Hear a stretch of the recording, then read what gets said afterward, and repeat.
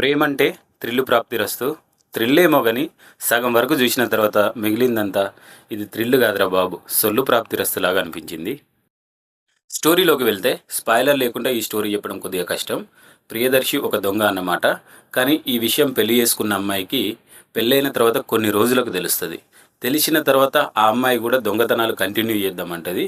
దాని తర్వాత వచ్చే కాన్సిక్వెన్సెస్ ఏంటి అనేది ఈ మూవీ.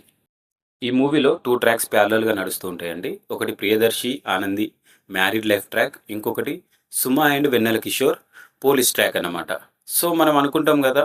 పోలీస్ ట్రాకే కొద్దిగా కామెడీ ఉంటది అని అనుకుంటాం. బట్ అది ఉంటదండి. టార్చర్ అసలు. మామూలుగా గాదు. చాలామంది అంటూ ఉంటారు. అరే! మనకి ఇన్‌స్టాగ్రామ్‌లో, ఫేస్‌బుక్‌లోనే చాలా కామెడీ పండుతది. సినిమాలలో ఎందుకురా అంతగా వర్కౌట్ అవ్వదంటారు.